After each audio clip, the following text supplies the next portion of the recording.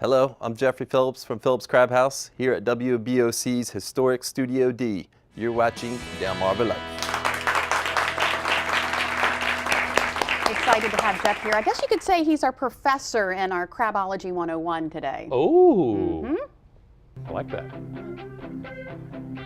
Well, it's a dirty job, but somebody has to do it. With that said, when's the last time you had your septic tank cleaned? So we sent Brian Spiros on the job with Slaughter Septic Services in Laurel, and as he shows us, getting your system cleaned is a lot easier and less dirty than you might think.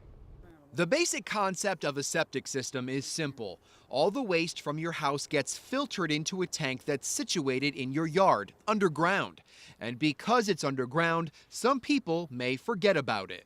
There's still a lot of septics around, and you want to keep them maintained and operating properly, and that's just to get as many years out of as you can so you don't have to replace it. Curtis Slaughter is the president and owner of Slaughter Septic Services in Laurel. He worked for a manufacturing facility for about 20 years, then decided to start his own company 14 years ago. Well, I was just looking for an opportunity to do something else, and I've always wanted to own and operate my own business. Over the years, Curtis says he's learned and seen a lot when it comes to septic tanks, and one of the biggest problems, people don't get them cleaned as often as they should.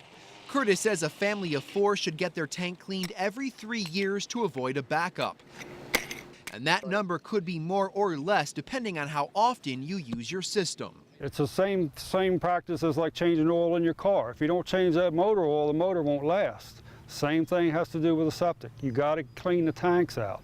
Get that organic matter out of there, because that's what does the damage. And some of the items you should not be putting down the drain or toilet in your home: food or grease, chemicals, paints, or any type of toiletries. Don't treat them like it's a garbage disposal, because that's not what they're for. If it's not toilet paper, don't flush it, plain and simple. All right, Curtis, so we can't stress enough that people should not be using their septic tank as a garbage disposal. Right, here's a prime example. These are baby wipes. They have probably been in the tank for 3 years or more. I have pumped them from the tank, put them in my truck and unloaded my truck, and as you can see, they're still in one piece. So you can imagine after years of usage, it accumulates in the tank, and just they get matted in there to a thick mat, and that can end up causing problems for you. I was with Curtis on one of his job sites as he got ready to clean out this septic tank. That meant it was time for me to roll up my sleeves and get my hands dirty. So we have 2 risers here. Why is that? It's 1,000-gallon septic tank, but it has 2 compartments. That's why you have to have 2 lids on it, because it's 2 separate areas that need pumping. One for the solid, one for the liquid. One for the solid, which is up front, and one for the water that goes to the drain field. And we're going to drag this bad boy off. Take that off, and we'll see what we can find in here. All right.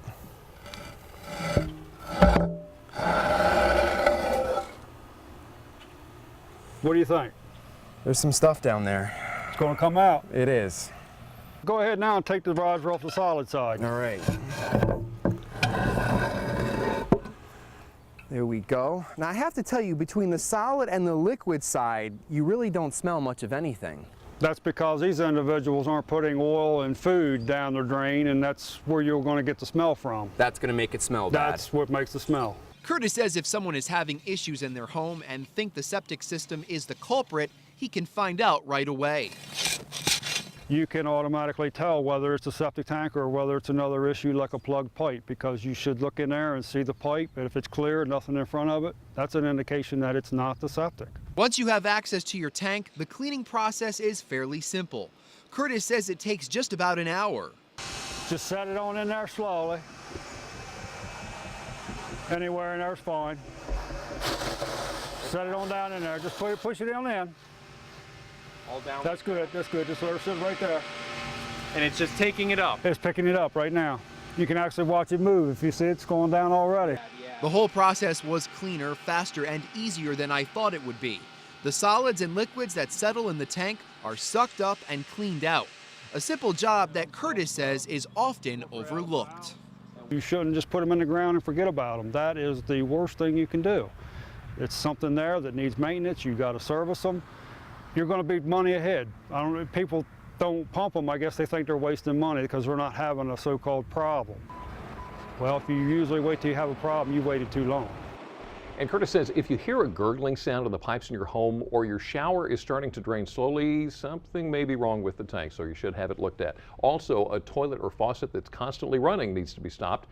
Otherwise, that's putting extra water into your septic system 24/7, which can also create issues. Well, still to come on Delmarva Life, you have an opportunity to help someone here on Delmarva who's having problems with their eyes.